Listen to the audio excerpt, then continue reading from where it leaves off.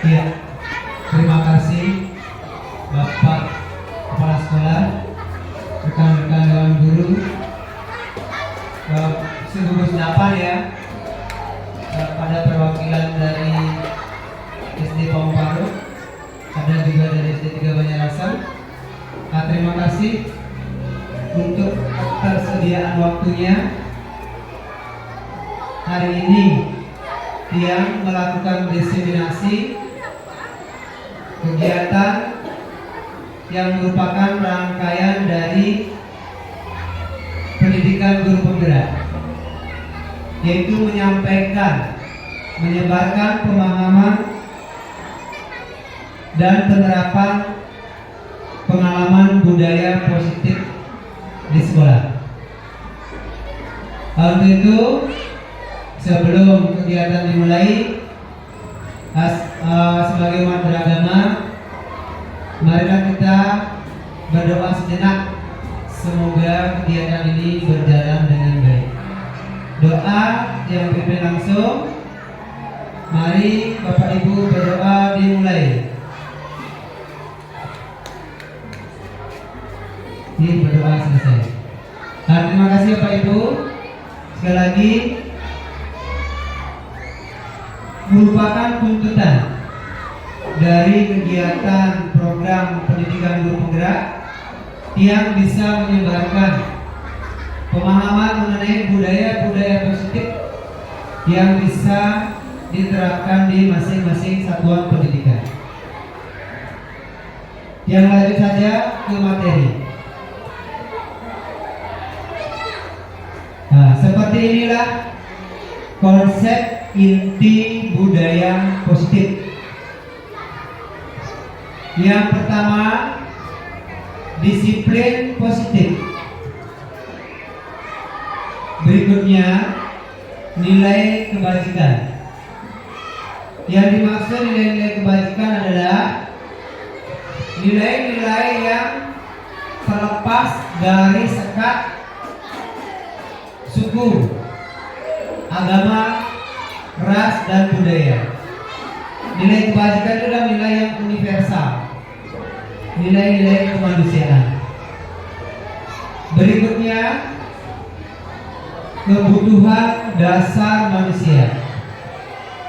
Pada kebutuhan dasar ini, setiap manusia memiliki alasan untuk perilaku tertentu, perilaku positif ataupun perilaku negatif, memiliki dasar alasan tersendiri masing-masing individu.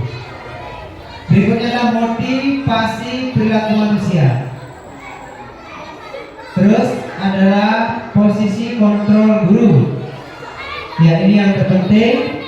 Posisi kontrol ini bagaimana kita memposisikan diri terhadap suatu peristiwa-peristiwa atau masalah peserta didik. Yang berikutnya adalah keyakinan kelas. Keyakinan kelas itu keyakinan hal-hal baik apa yang siswa dan Bapak Ibu harapkan untuk diterapkan di kelas tersebut, sehingga membawa dampak perubahan-perubahan positif ke arah yang lebih baik. Terus segitiga restitusi. Nah, segitiga restitusi ini nanti Bapak Ibu terapkan tatkala Bapak Ibu menangani masalah peserta didik. Di antaranya harus menerapkan beberapa prosedur untuk menangani kasus-kasus yang terjadi di sekolah. Dan yang utama di sini adalah perubahan paradigma belajar, yaitu sekarang kita semua sudah bertransformasi ke pembelajaran berdiferensiasi sesuai dengan implementasi kurikulum merdeka. Nah, itu konsep-konsep inti budaya positif. Yang lanjutnya,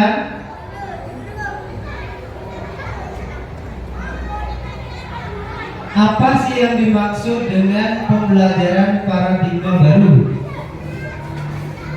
Pembelajaran dengan paradigma baru yang dimaksudkan merupakan pembelajaran yang dirancang berdasarkan prinsip pembelajaran berdiferensiasi, sehingga para peserta didik belajar sesuai dengan kebutuhannya berdasarkan tahap perkembangan sesuai teori psikologi modern untuk mewujudkan dimensi-dimensi profil pelajar Pancasila. Dimensi profil pelajar Pancasila seperti yang sudah kita ketahui bersama, itu ada beriman dan bertakwa kepada Tuhan Yang Maha Esa dan berakhlak mulia. Berikutnya adalah berkebinekaan global,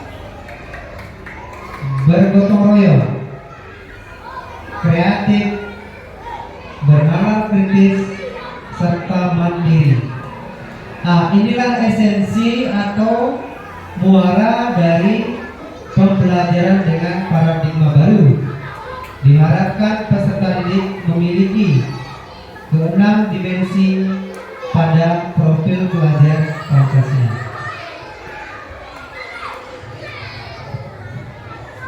Berikutnya adalah teori-teori miskonsepsi tentang teori kontrol menurut Dr. William Glasser. Yang dimaksud ilusi di sini adalah yaitu kejadian atau peristiwa yang tidak sebenarnya, seperti ilusi guru mengontrol murid. Dalam ilusi ini kita percaya mampu mengontrol murid, namun sejatinya tidak. Sebab menurut teori kontrol, yang bisa mengontrol diri kita sendiri, ya memang diri kita sendiri, orang lain tidak bisa mengontrol. Yang dimaksud di sini, guru tidak bisa sepenuhnya mengontrol peserta didik, sebab peserta didik itu mempunyai kuasa atas dirinya sendiri. Ilusi bahwa kritik dan membuat rasa bersalah mampu menguatkan karakter. Pada dimensi ini, kritik atau kita membuat siswa tersebut merasa bersalah, kita merasa peristiwa atau kejadian itu akan mampu membuat karakter siswa membaik. Contoh, ada murid bermasalah, kita perlakukan dia di depan umum berdiri, berikan hukuman. Harapan kita besoknya dia berubah. Jika besoknya dia berubah, memang benar berubah, itu hanya sekedar untuk menghindari hukuman, bukan semata-mata berasal dari kemauan dirinya sendiri untuk berubah, hanya untuk menghindari hukuman. Berikutnya, orang dewasa berhak memaksa. Dimaksudkan di sini orang dewasa mungkin di sekolah itu kita sebagai posisi guru berhak memaksa anak-anak sesuai dengan kemampuan kita. Hal itu tidak diharapkan, karena menurut teori kontrol kita tidak bisa memaksakan kehendak terhadap peserta didik. Yang kita harus lakukan adalah kitalah yang harus menyesuaikan diri terhadap apa kemauan dari peserta didik. Ilusi berikutnya yaitu ilusi bahwa semua penguatan positif efektif dan bermanfaat. Yang dimaksud di sini adalah semua hal positif kita anggap baik dan bermanfaat untuk anak-anak. Ternyata tidak demikian. Mungkin ada hal positif yang tidak bisa diterima oleh anak itu. tergantung dari kondisi psikososial dari individu masing-masing. Tadi dia menyampaikan tentang teori kontrol dari William Glasser. Kita lanjutkan saja ke materi berikutnya. Sebentar lagi. Iya. Nah, sekarang dalam materinya mengubah paradigma stimulus respon ke pendekatan teori kontrol. Menurut stimulus respon itu, realitas kebutuhan kita sama, namun berbeda dengan teori kontrol. Realitas dan kebutuhan kita itu berbeda. Semua orang melihat hal yang sama. Demikian menurut stimulus respon, namun berbeda dengan teori kontrol. Setiap orang memiliki gambaran yang berbeda. Nah, di sini kita mencoba mengubah agar orang berpandangan sama dengan kita. Nah, menurut teori kontrol, kita berusaha memahami pandangan orang lain. Perilaku buruk dilihat sebagai suatu kesalahan. Namun teori kontrol, semua perilaku memiliki tujuan. Perilaku positif ataupun perilaku negatif itu memiliki tujuan sebagai upaya pemenuhan kebutuhan dasar manusia. Berikutnya, orang lain bisa mengontrol saya. Namun sejatinya menurut teori kontrol hanya Anda yang bisa mengontrol diri Anda. Artinya tidak ada orang lain yang bisa mengontrol kita kecuali diri kita sendiri.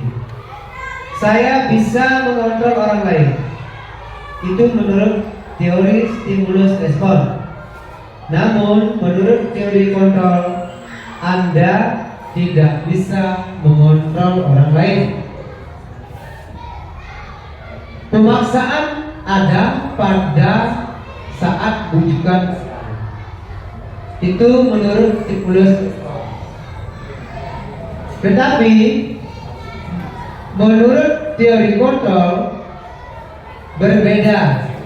Kolaborasilah dan konsensus menciptakan pilihan-pilihan baru. Model berpikir menang kalah. Kalau di stimulus respon itu ada menang, ada kalah. Namun menurut teori kontrol, model berpikirnya adalah menang-menang. Berarti semua pihak itu tidak ada yang dirugikan. Semua diadopsi kebutuhan dan kemauannya. Berikutnya dari materi ini yaitu tentang disiplin positif. Ya, disiplin positif. Disiplin berasal dari kata disiplina yang artinya belajar. Disiplin mengacu pada disiplin diri yang memiliki tanggung jawab terhadap apa yang dilakukannya berdasarkan nilai-nilai yang diyakini. Disiplin positif merupakan salah satu cara penerapan disiplin yang bertujuan untuk menumbuhkan kesadaran serta memberdayakan peserta didik tanpa imbalan atau reward serta ancaman atau hukuman. Berarti disiplin positif itu dimunculkan berdasarkan motivasi intrinsik dari peserta didik. Nah, di bawahnya adalah sebagai kesimpulan, sebagai pendidik Tujuan kita adalah menciptakan peserta didik yang memiliki disiplin diri, sehingga mereka berperilaku mengacu kepada nilai-nilai kebajikan yang universal dan memiliki motivasi intrinsik dalam perubahan perilaku ke arah yang lebih baik. Yang dimaksudkan di sini adalah bahwa perilaku anak-anak itu diharapkan tercipta dari dalam hatinya, bukan atas dasar paksaan kita sebagai guru atau sebagai orang dewasa, seperti yang dimaksudkan teori-teori kontrol tadi. Slide berikutnya, ya, inilah nilai-nilai kebajikan. Nilai kebajikan yang diyakini secara universal tanpa memandang sekat-sekat, baik itu ras, agama, budaya. Nilai ini adalah universal, berarti esensi dari nilai kehidupan manusia. Dia akan bacakan satu persatu seperti yang di depan. Yang pertama itu dari IBO, Kriteria Program, seperti toleransi di sana termuat, rasa hormat, integritas, mandiri, menghargai, antusias, empati, pengetahuan, kreativitas, kerjasama, percaya diri, dan komitmen. Nah, itulah nilai kebajikan yang dimunculkan dimensinya pada primary years program. Berikutnya, nilai kebajikan yang dimunculkan pada profil pelajaran Pancasila, di mana ini merupakan yang paling berhadapan dengan kita ya, karena ini merupakan tujuan dari penerapan kurikulum Merdeka. Tujuannya adalah nanti anak-anak itu memiliki dimensi-dimensi profil pelajaran Pancasila. Yang pertama adalah berakhlak beriman, bertakwa kepada Tuhan Yang Maha Esa dan berakhlak mulia.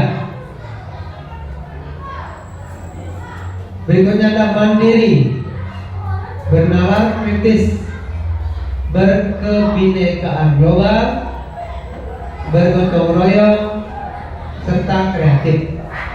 Nah, inilah dimensi-dimensi yang diharapkan dalam pelajar Pancasila atau profil pelajar Pancasila yang menjadi tujuan dari penerapan kurikulum Merdeka. Berikutnya adalah dari nilai-nilai kebajikan atau proyek nilai-nilai kebajikan, Virtus Project. Nilai kebajikan di sini banyak, ya, mencakup banyak.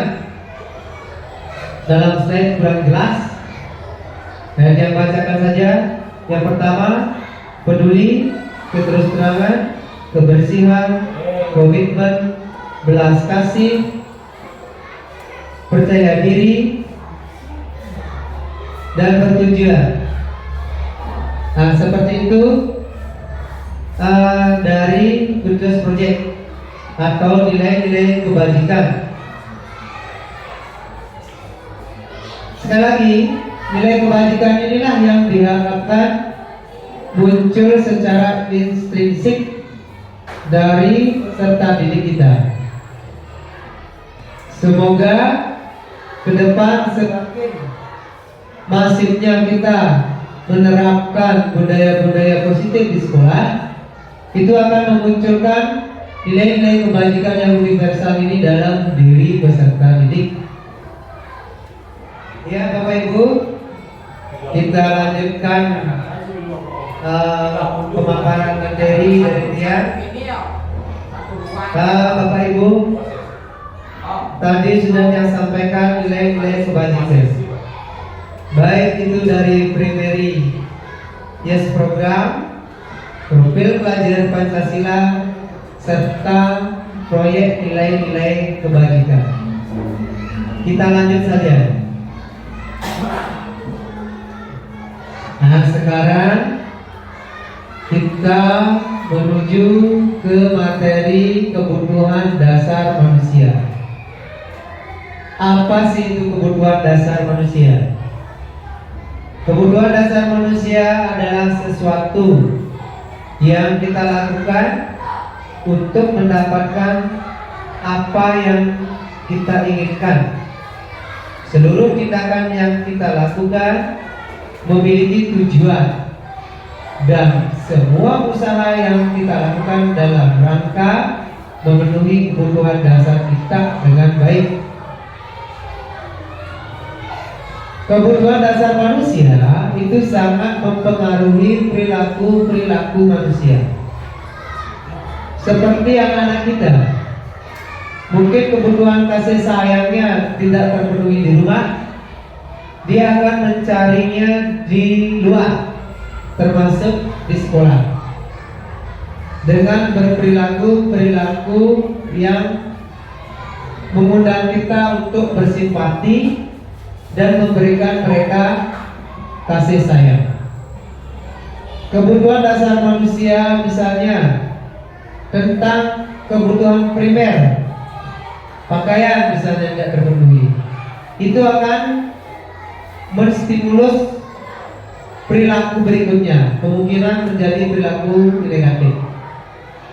Nah, kita harus memahami kebutuhan dasar manusia ini. Kenapa disampaikan materi ini?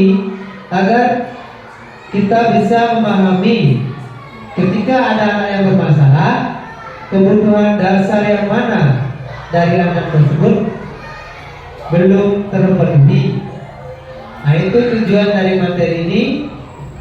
Dengan kita menganalisa serta mengetahui kebutuhan dasar dari peserta didik yang belum terpenuhi, kita diharapkan mencari solusi di sekolah bagaimana menangani kebutuhan dasar anak tersebut sehingga perilaku anak bisa berubah menuju ke hal-hal yang positif.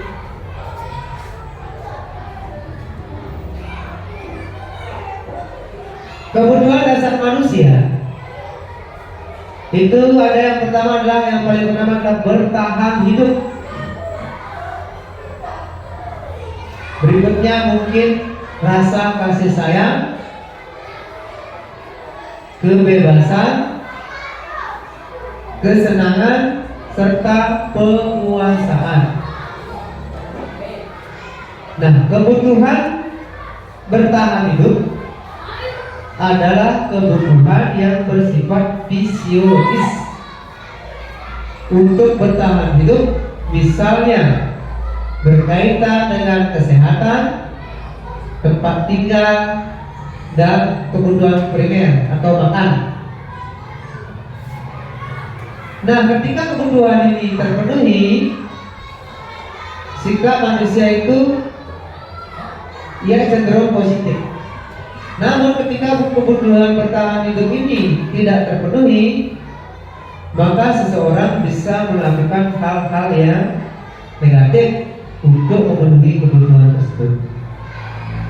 Kebutuhan untuk disayangi, kita semua memiliki kebutuhan ini. Bapak Ibu sebagai guru, kita semua peserta didik itu memiliki kebutuhan ini, karena kita merupakan karena kasih sayang itu merupakan kebutuhan dasar dari manusia.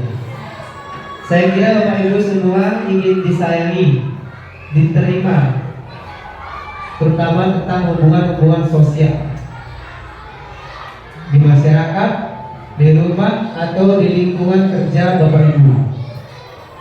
Ini merupakan kebutuhan dasar. Jika ini terpenuhi, cenderung kita bersikap positif. Namun ketika koneksi sosial itu terganggu, akan memunculkan perilaku-perilaku yang kurang baik. Kebutuhan berikutnya adalah kebutuhan yang berhubungan dengan kekuatan, ya, untuk mencapai sesuatu, menjadi kompeten, menjadi terampil, diakui atas prestasi dan keterampilan kita, didengar dan memiliki rasa harga diri. Semua orang memiliki ini, ingin dihargai, memiliki harga diri. Ketika harga diri itu diganggu, maka seseorang bisa melakukan hal-hal negatif. Tetapi ketika harga diri kita diperlakukan baik, kita akan cenderung bersikap positif. Berikutnya, kebutuhan yang keempat, yaitu kebutuhan untuk bebas, adalah kebutuhan akan kemandirian, otonomi. Kita mengatur diri sendiri, memiliki pilihan dan mampu mengendalikan arah hidup seseorang. Nah, ini kebutuhan untuk bebas. Kita merdeka tanpa tekanan-tekanan dari siapapun. Ini adalah kebutuhan dasar. Sama seperti murid, dia ingin bebas, dia ingin mandiri. Maka sebab itu kita menuntunnya untuk mencapai kemandirian dengan belajar dimensi-dimensi pada kurikulum merdeka, yaitu profil pelajar Pancasila. Yang terakhir, kebutuhan akan kesenangan, yaitu kebutuhan untuk mencari kesenangan bermain dan tertawa. Ya, hidup tanpa sebuah kesenangan rasanya adalah sebuah penderitaan. Semua manusia ingin senang. Kita semua, anak-anak, guru, semuanya, mereka ingin bermain, tertawa. Yang saya garis bawahi di sini adalah bermain. Sebab anak didik kita di sekolah dasar itu dunianya bermain. Tidak bisa kita menghilangkan, karena ini yang merupakan fasenya. Fase mereka pada fase bermain. Oleh sebab itu, kita yang menyesuaikan diri untuk menghadirkan sebuah pembelajaran yang mengakomodasi kebutuhan untuk bermain anak ini.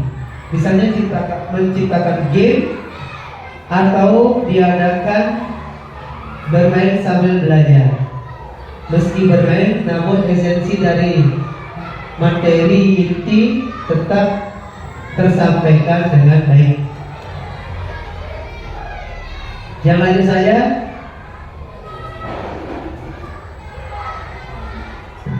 Nah, sekarang motivasi perilaku manusia. Motivasi di sini dibedakan menjadi dua. Ada motivasi ekstrinsik dan motivasi intrinsik. Nah, seperti apa yang dimaksudkan motivasi ekstrinsik? Motivasi intrinsik adalah motivasi yang berasal dari luar dirinya sendiri. Contoh, seperti untuk menghindari ketidaknyamanan atau hukuman. Anak-anak menuruti kita pembersihan pagi hari, kemungkinan dia hanya takut kepada hukuman atau takut kepada rasa tidak nyaman, dimarahi. Karena untuk menghindari itu, dia mengikuti apa yang kita perintahkan. Maka motivasi itu dianggap motivasi dari luar. Mendapatkan imbalan juga motivasi dari luar. Misalnya anak-anak rajin belajar atau rajin ketika diberi hadiah. Nah, ini motivasinya ekstrinsik, karena bisa saja tanpa imbalan atau tanpa sebuah reward, anak tidak akan mau melakukan apa yang kita inginkan. Oleh sebab itu, memberikan reward imbalan kepada peserta didik orang lain itu digolongkan motivasi berasal dari luar atau motivasi ekstrinsik. Selain motivasi intrinsik, yang paling diharapkan pada pembiasaan budaya itu adalah motivasi intrinsik yang diharapkan. Motivasi intrinsik inilah yang menjadi tujuan, yaitu menjadikan siswa memahami dirinya sendiri dengan nilai-nilai yang mereka percaya. Artinya, anak-anak muncul kesadaran dari dalam diri. Seperti contoh, anak-anak melakukan pembersihan. Tadi ini kita sudah membahas tentang motivasi perilaku dari manusia.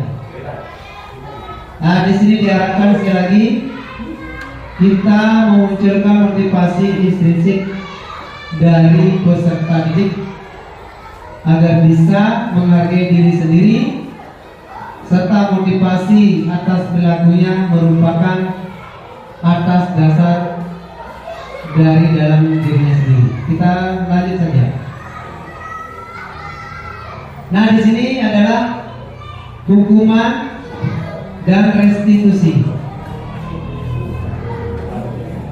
Di sini dia tampilkan 3 jenis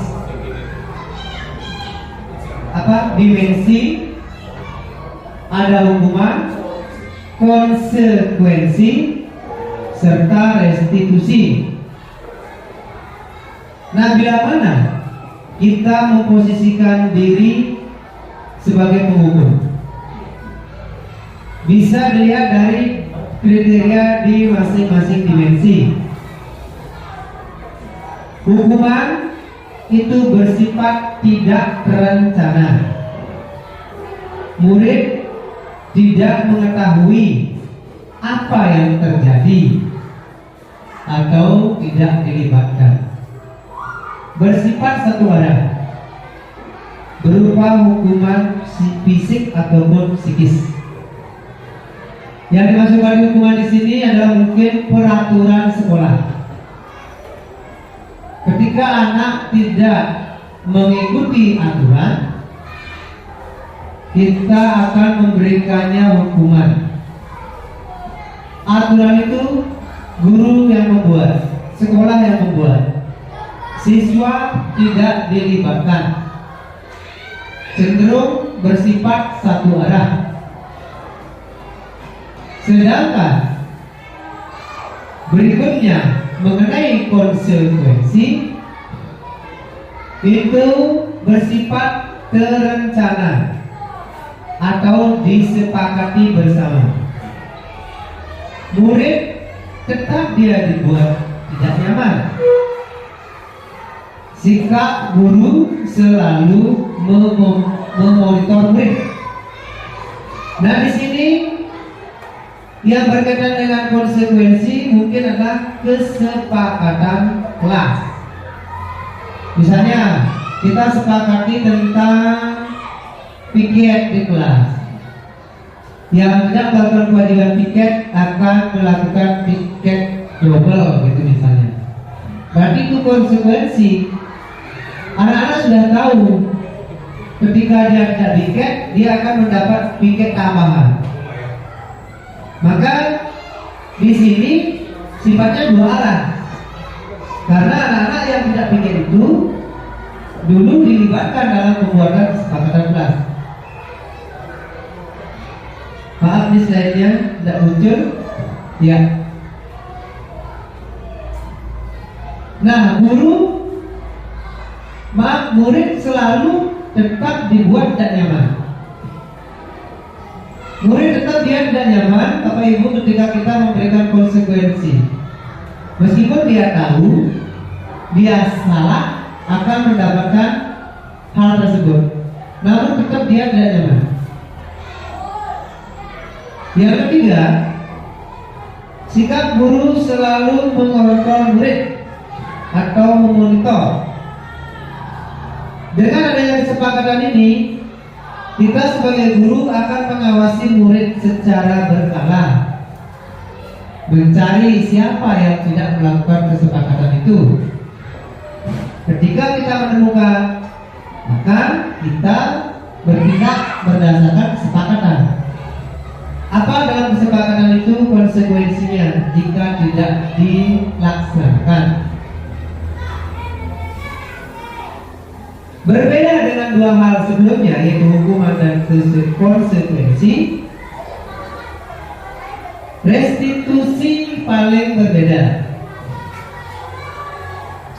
Dalam restitusi inilah dianggap paling ideal, begitu nih, karena proses menciptakan kondisi bagi murid untuk memperbaiki kesalahan.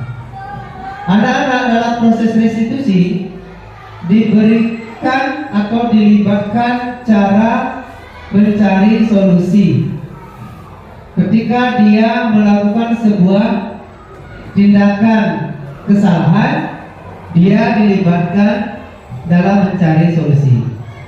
Contoh, ada anak yang bangun kesiangan, terus besoknya dia telat hadir.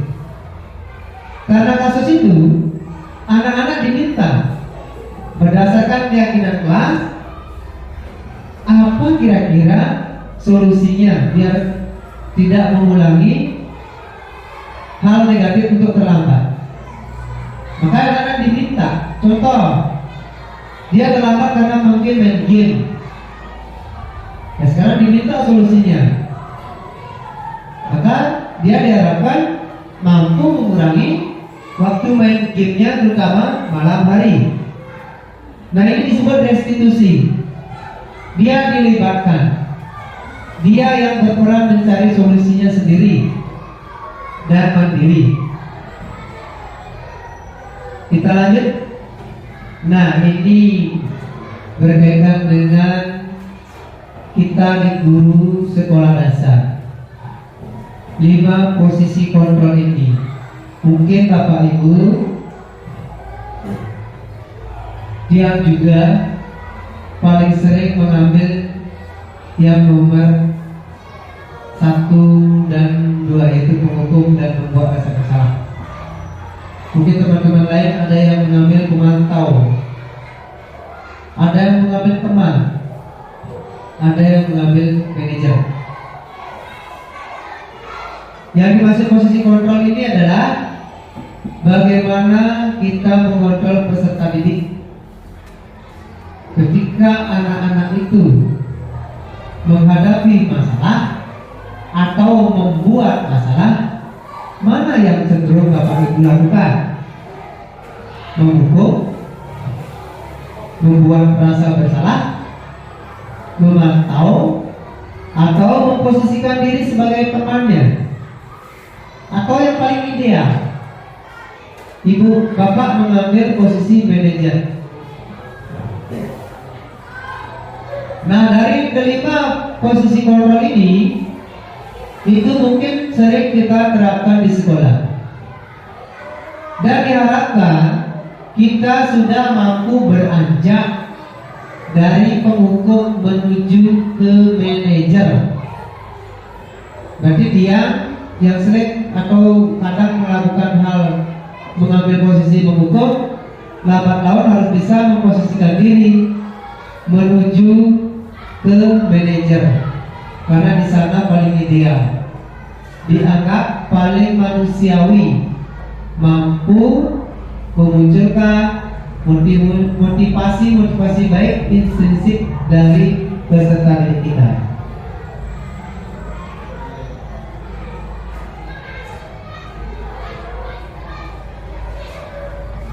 Lanjut, 5 posisi kontrol. Yaitu ketika anak bermasalah, posisi mana yang kita ambil itu sudah dia tampilkan di slide. Bisa ada anak tidak memakai seragam sesuai dengan hari. Nah, mana yang Bapak Ibu ambil? Mungkin berdiri di depan kelas. Mungkin saja ada nih. Bisa saja ada ini yang mengambil. Berarti kalau Bapak Ibu menghukum anak, berarti berdiri di depan kelas. Ketika hal itu dilakukan, berarti Bapak Ibu memposisikan diri sebagai penghukum.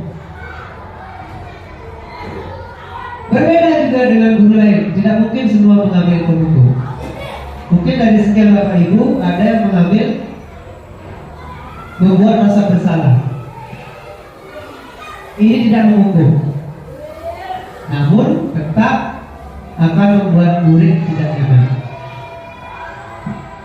Contohnya begini, kamu tidak pernah mendengarkan yang guru katakan di rumah bawahnya sing teningan betul, itu misalnya ya. Berarti tetap secara verbal atau bahasa kita menyampaikan sesuatu yang membuat anak itu merasa dirinya salah. Oh, saya salah. Nah, dengan seperti itu berarti kita mengambil posisi membuat rasa bersalah.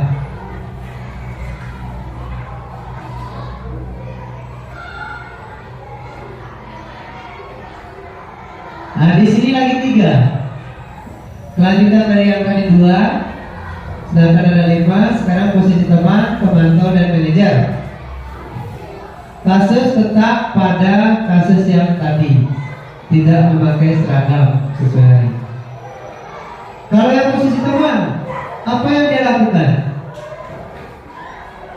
Misalnya akan terlontar kalimat verbal, ayo dong ikuti aturan sekolah. Tolong ya kerjasamanya, atau mohon lain kali kamu jangan mengulangi. Jika seperti itu, berarti Bapak Ibu memposisikan diri sebagai sahabat atau teman dari siswa, tanpa melibatkan dia mencari solusinya. 4 posisi sebelumnya ini tanpa mencari solusi dengan peserta didik. Sekarang posisi pemantau. Bagaimana jika posisi pemantau, Bapak Ibu? Akan terlontar kamu sudah melanggar aturan. Kamu tahu konsekuensinya. Besok jangan kamu lagi. Begitu ya. Berarti anak tetap diberikan konsekuensi, karena posisi pemantau ini sudah sepakat. Seperti tadi, kesepakatan itu akan menimbulkan kita akan memantau murid, memonitor. Nah, di sini anak akan diberikan konsekuensi apa jika tidak melakukan apa. Kalau tidak melakukan piket misalnya, akan diberikan piket double, karena sudah sepakat. Kalau tidak melakukan tugas itu diberikan sanksi, melakukan 2 kali tugas. Tapi Bapak Ibu melakukan posisi mantau. Berikutnya yang paling ideal, yaitu posisi manajer. Dia anak-anak ditanya, kesalahan kamu apa? Biarkan dia menganalisa kesalahannya. Tanyakan keyakinan kelasnya. Misalnya ada anak tidak membuat tugas, kira-kira karena apa ya kamu dipanggil ke sini? Oh Pak, karena saya begini, tidak buat tugas. Dalam keyakinan kelas ada nggak seperti itu? Oh ada Pak, berarti saya berkaitan dengan tanggung jawab. Jika kamu sudah melakukan itu, kira-kira bagaimana solusinya? Minta dia solusi cara memperbaikinya. Berarti Bapak Ibu sudah menerapkan posisi sebagai manajer. Nah, manajer inilah yang paling ideal. Pemantau, penghukum, konsekuensi. Teman itu tidak paling ideal, tapi manajer yang paling ideal.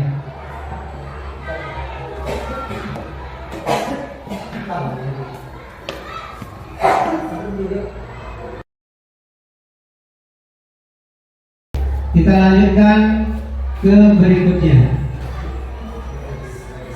Iya, membuat keyakinan kelas. Bapak Ibu mungkin di kelasnya sudah ada keyakinan yang dibuat bersama-sama dengan murid. Libatkan dia. Kalau dulu peraturan kelas, terus berubah ke kesepakatan kelas, berikutnya keyakinan. Kalau peraturan kelas menimbulkan hukuman, kalau kesepakatan kelas melahirkan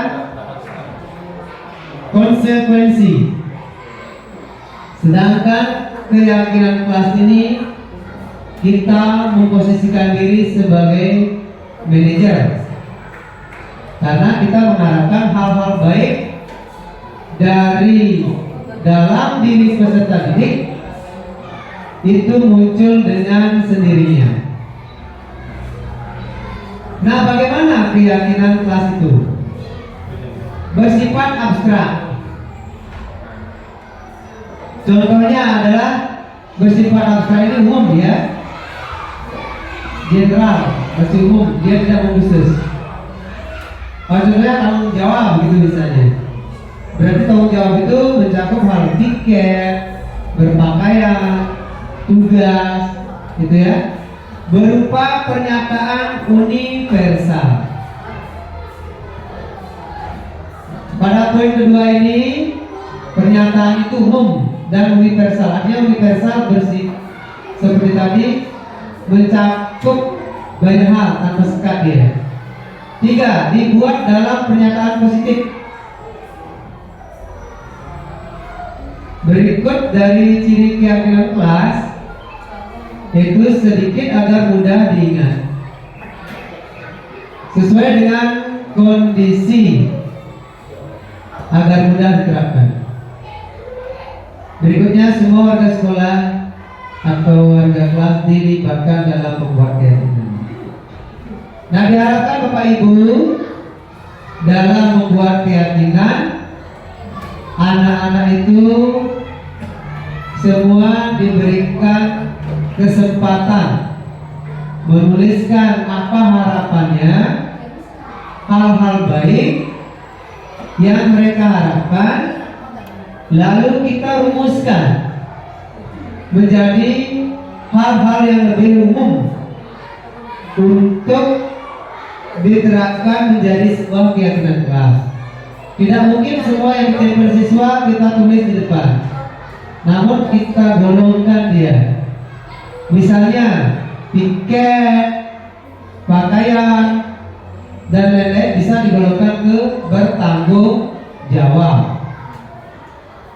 Begitu. Berarti keyakinan kelas itu dibuat lebih umum, lebih bersifat umum, bukan mengkhusus.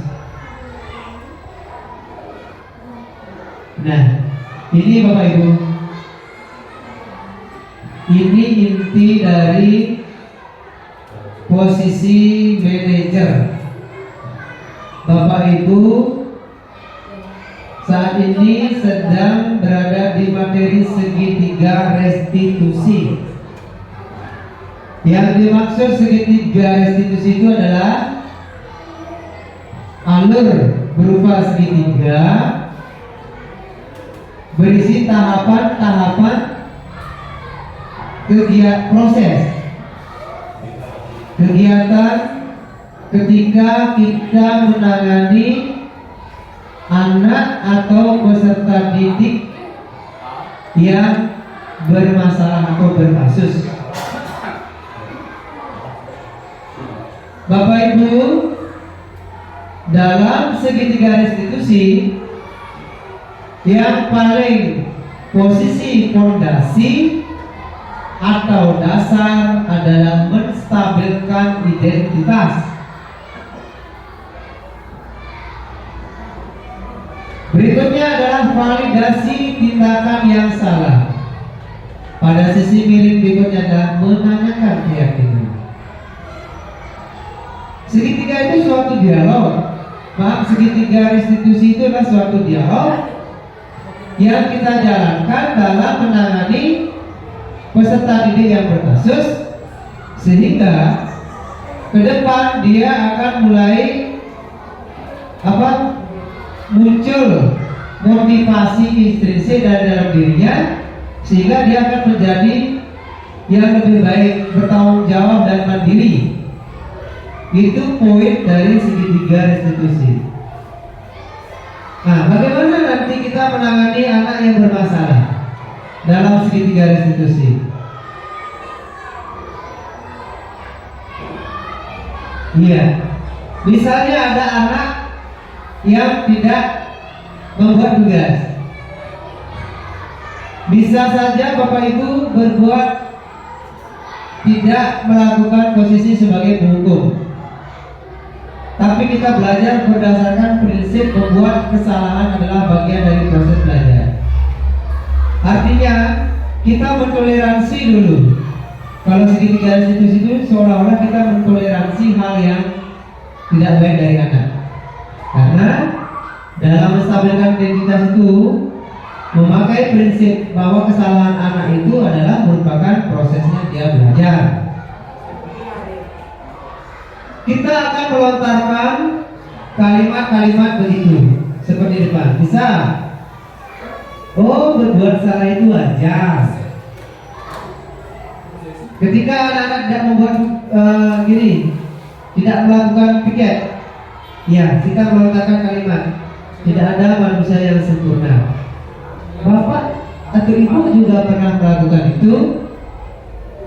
Artinya kita menstabilkan diri anak biar tidak tegang, diredam dulu emosinya ketika dia melakukan suatu kesalahan. Begitu tensi emosinya menurun, baru kita menuju ke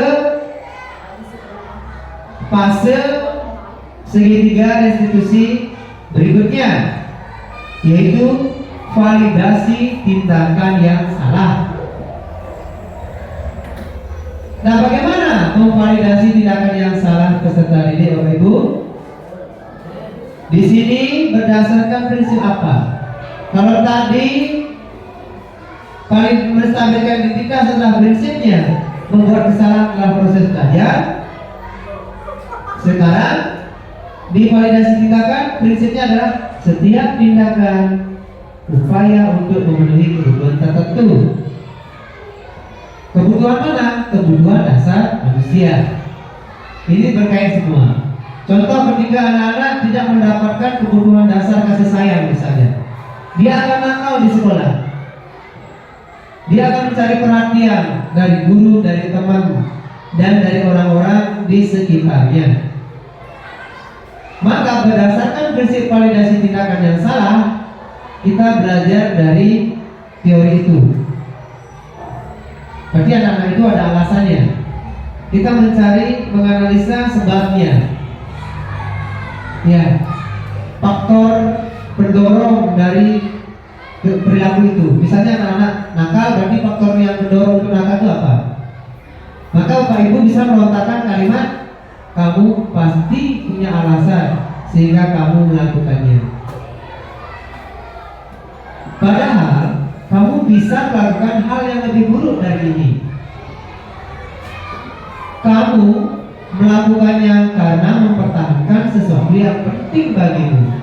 Ketika Bapak Ibu mengambil posisi atau melakukan proses validasi tindakan, maka Bapak Ibu bisa melontarkan kalimat-kalimat seperti atau sejenis dengan yang di depan. Ini pada posisi memvalidasi tindakan yang salah. Berarti kita meyakinkan bahwa siswa itu berada posisi salah dengan secara tidak langsung kita mengatakan dia salah. Tapi dengan kalimat ini dia akan secara sadar diri dia akan melakukan kesalahan. Kamu pasti punya alasan sehingga kamu melakukannya. Begitu. Jangan langsung kita memponis atau menghakimi anak. Berarti proses segitiga restitusi itu tidak jalan. Ya, yang terakhir Bapak Ibu, menanyakan keyakinan. Pada menanyakan keyakinan, kita ulas kembali keyakinan kelas yang sudah dibuat bersama itu. Pasti ada dalam keyakinan kelas itu yang tidak akan lakukan ketika dia berkasus. Ini berdasarkan riset teori Kondo bahwa pada dasarnya kita termotivasi secara intrinsik. Karena anak-anak sudah dilibatkan dalam membuat keyakinan kelas, maka apa yang dia tuliskan harus dilakukan secara sadar. Oleh sebab itu tanyakan kembali, apa keyakinan kelas kita ya? Misalnya tidak membuat tugas, apa keyakinan kelas kita? Tanggung jawab. Berarti kamu belum melakukan keyakinan kelas, yaitu pada dimensi tanggung jawab. Nilai apa yang disepakati bersama di kelas waktu ini ya? Gitu ya. Seperti apa gambaran kelas ideal menurutmu? Tanya dia. Halo, kamu bagaimana? Kelas seperti apa yang kamu inginkan?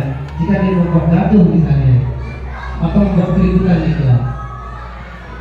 Nah, kemarin kamu buat keyakinan kelas apa yang kamu tulis? Nah, jika bertentangan dengan itu, berarti kamu belum melakukannya. Sekarang yang disebut terakhir detaillah dia solusi. Kira-kira kalau kamu melakukan salah ini, apa ya jalan keluarnya? Kalau tidak buat tugas, berarti jalan keluarnya mungkin dia akan meminta maaf, lalu membuat tugas tersebut dan menyetorkannya kembali ke guru. Berarti dia sudah melakukan tanggung jawab, sudah melakukan tugas, sudah membuatnya kembali, berarti dia sudah bertanggung jawab. Nah, sampai di sini Bapak Ibu baru sampai menanyakan keyakinan kelas. Ya. Keyakinan kelas kita tanya keyakinan kelas yang sudah dia buat, begitu ya. Nah, ini belum yang share sudah. Ya, keyakinan kelasnya yang dibuat itu kita tanyakan dimensi mana yang belum dia lakukan. Nah, begitu Bapak Ibu, ini merupakan tahapan dari segitiga restitusi yang terakhir. Yang pertama menstabilkan entitas, validasi tindakan yang salah, serta berikutnya adalah menanyakan keyakinan. Nah, hanya ini yang dia sampaikan pada diseminasi tentang budaya positif. Kita review ke belakang dari awal. Ya, menyebarkan pemahaman budaya positif. Ya. Sekarang kita review sedikit ke belakang. Bapak Ibu, setelah pemaparan dari beberapa materi tadi, mungkin dari Bapak Ibu memiliki suatu pertanyaan yang persilahkan untuk Bapak Ibu menyampaikan pertanyaan, ya, dalam kegiatan diseminasi hari ini. Nah, Bu Yuli ya, Bu Yuli silakan Bu. Terima kasih atas waktu yang diberikan. Dari kegiatan ini, acara ini, dari beberapa materi yang telah disampaikan sama Pak Gusti, ada pertanyaan yang perlu saya sampaikan. yang tidak bisa saya mengerti. Coba jelaskan mengenai segitiga restitusi. Terima kasih. Terima kasih Bu Yuli sudah menyampaikan pendapat untuk materi di segitiga restitusi, Bu ya. Segitiga restitusi sekali lagi nih Bu, di sana ada tiga garis ya. Nah, error ini ya.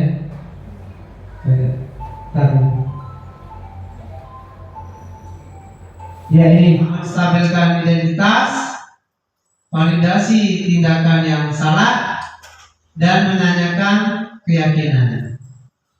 Nah, itu dimensi yang dimunculkan dalam segitiga restitusi. Nah, menstabilkan identitas ketika siswa itu ada bermasalah atau berkasus, Bapak Ibu bisa mengademkan dulu biar emosionalnya, baru Bapak Ibu melakukan tahap-tahap berikutnya. Nah, menstabilkan identitas ini bisa Ibu lakukan dengan menyampaikan kalimat berbuat salah itu wajar. Tidak ada manusia yang sempurna. Bapak Ibu juga pernah melakukan itu dan lain sebagainya. Nah, setelah kegiatan proses ini atau fase menstabilkan identitas, dilanjutkan dengan fase validasi tindakan yang salah. Validasi tindakan yang salah ini berdasarkan prinsip setiap tindakan anak itu untuk memenuhi kebutuhannya. Kebutuhan mana yang dia tidak terpenuhi? Misalnya dia nakal karena butuh kasih sayang, berarti kebutuhan kasih sayang itu, kebutuhan dasar itu dia tidak terpenuhi. Bapak Ibu bisa menyampaikan kalimat-kalimat seperti, kamu pasti punya alasan sehingga kamu melakukannya, padahal kamu bisa melakukan hal yang lebih buruk dari ini. Seperti itu Pak Ibu. Dan yang terakhir, menanyakan keyakinan. Keyakinan yang mana? Keyakinan kelas yang sudah kita buat sepakati di kelas. Maka keyakinan mana itemnya yang dia langgar? Tanyakan, mintakan kepada dia solusinya. Maka anak itu dilibatkan. Maka posisi kita di sini sudah posisi manajer. Begitu, bagaimana Bapak Ibu yang bertanya Bu Yuli? Dan saya terima. Tidak. Ya, untuk mempersingkat waktu Bapak Ibu, karena 1 jam kita sudah bersama dalam diseminasi budaya positif, sekarang saya minta perwakilan dari guru untuk menyampaikan refleksi. Ada tadi Bu Wahyu mengacungkan tangan dari tadi. Saya kasih Bu Wahyu kesempatan untuk melakukan refleksi. Silakan Bu Wahyu.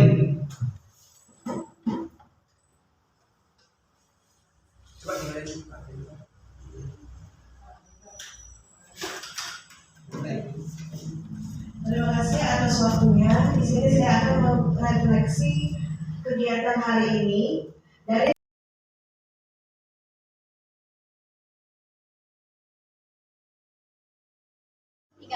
Ya. Selamat pagi. Ya. Mohon maaf ya, hari ini Pak Gusti tidak menyampaikan materi, hanya beberapa menit. Mari kita akan membuat sebuah keyakinan di kelas. Keyakinan dimaksud adalah hal-hal positif apa yang anak-anak lakukan untuk memperbaiki suasana kelas dan suasana sekolah kita secara umumnya. Tuliskan pada kertas yang sudah Pak bagikan, yaitu sticky note-nya. Coba tunjukkan dulu sticky note-nya. Oke, sudah semua mendapat? Sudah. Silakan Pak berikan waktu anak-anak menulis beberapa menit. Ya, cukup 2 menit. Tuliskan hal baik apa yang ingin kita lakukan atau kamu lakukan di kelas ya untuk ke depan memperbaiki situasi kelas kita. Ya. Seperti dalam hal berpakaian, kewajiban, atau tentang pembelajaran di kelas. Apa yang ingin anak-anak harapkan di kelas ini? Tuliskan.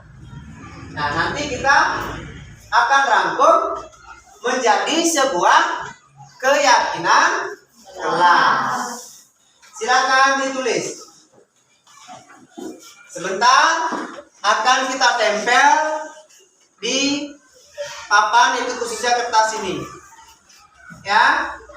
Apa saja keyakinan kelas yang kalian tuliskan? Sudah selesai? Oke, kalau sudah selesai, tertib ya. Sekarang coba dari deret ini, ya gede. Pertama, tempelkan di sini. Silakan maju, ditempel pada papan.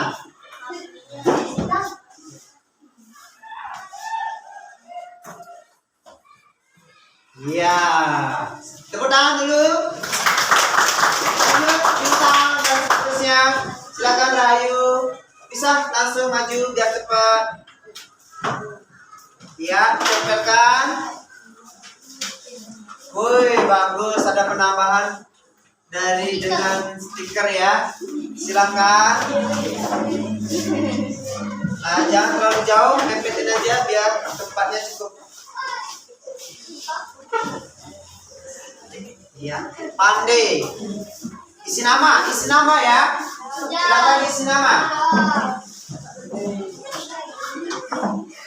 Lanjut.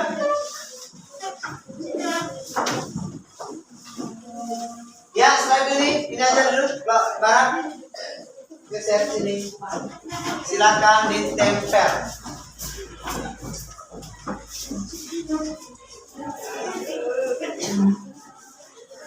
Dan ya, silakan anak-anak tempel apa yang menjadi harapan.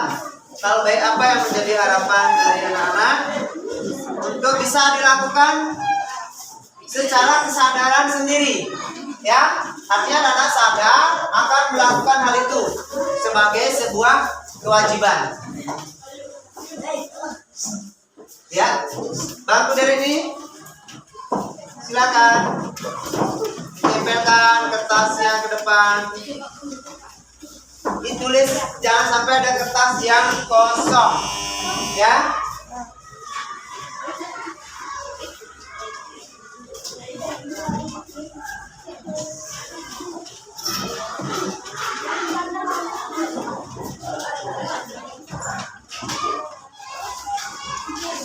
Iya. Lanjut. Wih, banyak ya. Silakan. Lagi bangku ini. Ya. Silakan ditempel apa yang menjadi harapan untuk kebaikan kita bersama.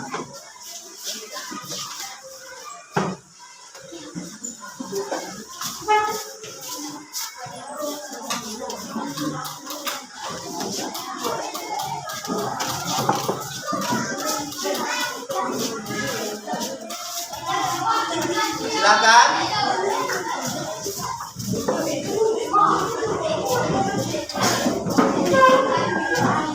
Sudah ya? Ya. Ya, silakan. Iya, sudah semua ya? Sudah semua. Oke, sudah semua menempel pada papan sebuah harapan-harapan dari anak-anak. Pak bacakan dulu ya. Ya. Siap mendengarkan? Siap. Kamu yang menuliskan berarti harus bisa melalui kesadaran diri kamu melakukan hal apa yang kamu tuliskan di depan. Mau seperti itu ya? Mau. Oke. Pertama, gede suara Mike. Tidak ingin adanya pembulian. Arti no bully ya. Berikutnya sifat selalu melaksanakan tugas. Rahayu selalu melakukan peraturan kelas. Angel tidak boleh ribut, ya.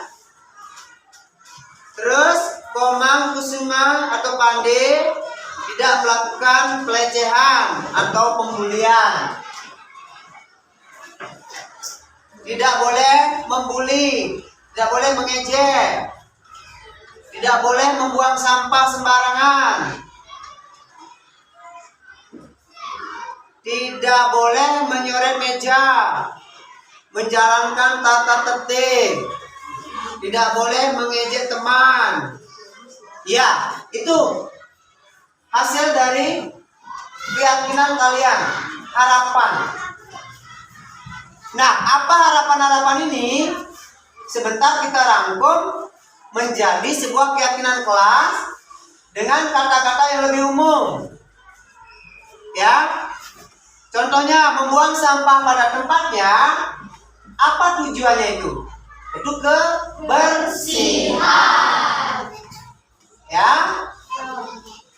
Ini tidak melakukan bully atau mengejek.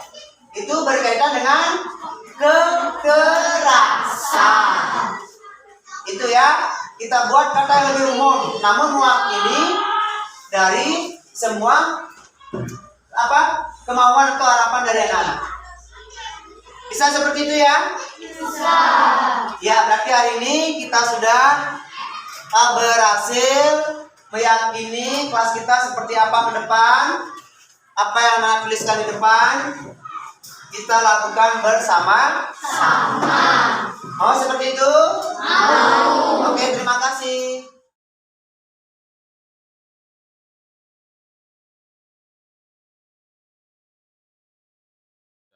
Selamat pagi, Pak. Ya, selamat pagi Bintang. Kamu tahu kenapa kamu dipanggil hari ini? Mungkin berkaitan dengan tugas, Pak. Apa kemarin Bintang hadir? Iya, Pak, hadir. Tapi saya tidak mengumpulkan tugas. Kenapa Bintang tidak mengumpulkan tugas? Kemarin saya mengantuk, Pak. Tidak konsentrasi dan saya malah bercanda bersama teman saya. Oh begitu. Bintang tahu keyakinan kelas kita? Tahu, Pak. Keyakinan kelas mana yang belum Bintang lakukan kira-kira? Selalu bertanggung jawab, Pak. Iya, bertanggung jawab. Sekarang Bintang tahu bagaimana caranya memperbaiki? Iya, Pak. Pertama, saya meminta maaf karena tidak mengerjakan tugas kemarin. Iya. Kedua, saya akan mengerjakan tugas dan mengumpulkannya besok. Oh, seperti itu ya? Iya. Berarti ke depan kalau gurunya memberikan tugas, Bintang harus bertanggung jawab. Seperti itu ya? Iya. Bisa memperbaiki ya? Bisa, Pak. Oke, janji? Janji. Oke, janji ya. Ke depan kamu dikasih tugas, harus mengerjakan. Ya, terima kasih. Mari, Pak. Ya, silakan. Ya. Selamat pagi, Pak. Ya, selamat pagi Bintang. Kamu tahu kenapa kamu dipanggil hari ini? Mungkin berkaitan dengan tugas, Pak. Apa kemarin Bintang hadir? Iya, Pak, hadir. Tapi saya tidak mengumpulkan tugas. Kenapa Bintang tidak mengumpulkan tugas? Kemarin saya mengantuk, Pak. Tidak konsentrasi dan saya malah bercanda bersama teman saya. Oh begitu. Bintang tahu keyakinan kelas kita? Tahu, Pak. Keyakinan kelas mana yang belum Bintang lakukan kira-kira? Selalu bertanggung jawab, Pak. Iya, bertanggung jawab. Sekarang Bintang tahu bagaimana caranya memperbaiki? Iya, Pak. Pertama, saya meminta maaf karena tidak mengerjakan tugas kemarin. Iya. Kedua, saya akan mengerjakan tugas dan mengumpulkannya besok. Oh, seperti itu ya? Iya. Berarti ke depan kalau gurunya memberikan tugas, Bintang harus bertanggung jawab. Seperti itu ya? Iya. Bisa memperbaiki ya? Bisa, Pak. Oke, janji? Janji. Oke, janji ya. Ke depan kamu dikasih tugas, harus mengerjakan. Ya, terima kasih. Hai Pak, Ya, silakan. Ya, selamat pagi Pak. ya, selamat pagi Bintang. Kamu tahu kenapa kamu dipanggil hari ini? Mungkin berkaitan dengan tugas Pak. Apa kemarin Bintang hadir? Iya Pak, hadir, tapi saya tidak mengumpulkan tugas.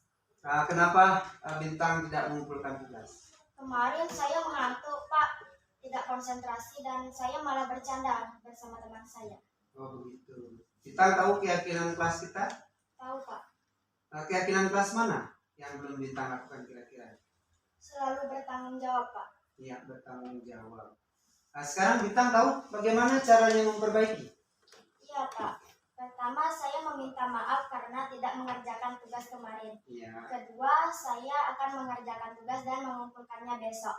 Kalau seperti itu ya. Iya, Berarti ke depan kalau gurunya memberikan tugas, Bintang harus bertanggung jawab. jawab. Seperti itu ya. Iya, Bisa memperbaikinya? bisa Pak. Oke, janji. Janji. Oke, janji ya. Ke depan kamu dikasih tugas harus mengerjakan. Ya, terima kasih. Hai Pak, Ya, silakan. Ya. selamat pagi Pak. Ya, selamat pagi Bintang. Kamu tahu kenapa kamu dipanggil hari ini? Mungkin berkaitan dengan tugas Pak. Apa kemarin Bintang hadir? Iya Pak, hadir, tapi saya tidak mengumpulkan tugas. Kenapa Bintang tidak mengumpulkan tugas? Kemarin saya mengantuk Pak, tidak konsentrasi dan saya malah bercanda bersama teman saya. Oh begitu. Bintang tahu keyakinan kelas kita? Tahu Pak, Keyakinan kelas mana yang belum Bintang lakukan kira-kira? selalu bertanggung jawab Pak. Iya, bertanggung jawab. Sekarang Bintang tahu bagaimana caranya memperbaiki? Iya Pak, pertama saya meminta maaf karena tidak mengerjakan tugas kemarin. Iya. Kedua, saya akan mengerjakan tugas dan mengumpulkannya besok. Kalau seperti itu ya. Iya, Berarti ke depan kalau gurunya memberikan tugas, Bintang harus bertanggung jawab. jawab. Seperti itu ya. Iya, Bisa memperbaikinya? bisa Pak. Oke, janji. Janji. Oke, janji ya. Ke depan kamu dikasih tugas harus mengerjakan. Ya, terima kasih. Hai Pak, Ya, silakan. Ya. selamat pagi Pak. Ya, selamat pagi Bintang. Kamu tahu kenapa kamu dipanggil hari ini? Mungkin berkaitan dengan tugas Pak. Apa kemarin Bintang hadir? Iya Pak, hadir, tapi saya tidak mengumpulkan tugas. Kenapa Bintang tidak mengumpulkan tugas? Kemarin saya mengantuk Pak, tidak konsentrasi dan saya malah bercanda bersama teman saya. Oh begitu. Bintang tahu keyakinan kelas kita? Tahu Pak, Keyakinan kelas mana yang belum Bintang lakukan kira-kira? selalu bertanggung jawab Pak. Iya, bertanggung jawab. Sekarang Bintang tahu bagaimana caranya memperbaiki? Iya Pak, pertama saya meminta maaf karena tidak mengerjakan tugas kemarin. Iya. Kedua, saya akan mengerjakan tugas dan mengumpulkannya besok. Kalau seperti itu ya. Iya, Berarti ke depan kalau gurunya memberikan tugas, Bintang harus bertanggung jawab. jawab. Seperti itu ya. Iya, Bisa memperbaikinya? bisa Pak. Oke, janji. Janji. Oke, janji ya. Ke depan kamu dikasih tugas harus mengerjakan. Ya, terima kasih. Hai Pak, Ya, silakan. Ya. selamat pagi Pak. Ya, selamat pagi Bintang. Kamu tahu kenapa kamu dipanggil hari ini? Mungkin berkaitan dengan tugas Pak. Apa kemarin Bintang hadir? Iya Pak, hadir, tapi saya tidak mengumpulkan tugas. Kenapa Bintang tidak mengumpulkan tugas? Kemarin saya mengantuk Pak, tidak konsentrasi dan saya malah bercanda bersama teman saya. Oh begitu. Bintang tahu keyakinan kelas kita? Tahu Pak, Keyakinan kelas mana yang belum Bintang lakukan kira-kira? selalu bertanggung jawab Pak. Iya, bertanggung jawab. Sekarang Bintang tahu bagaimana caranya memperbaiki? Iya Pak, pertama saya meminta maaf karena tidak mengerjakan tugas kemarin. Iya. Kedua, saya akan mengerjakan tugas dan mengumpulkannya besok. Kalau seperti itu ya. Iya, Berarti ke depan kalau gurunya memberikan tugas, Bintang harus bertanggung jawab. jawab. Seperti itu ya. Iya, Bisa memperbaikinya?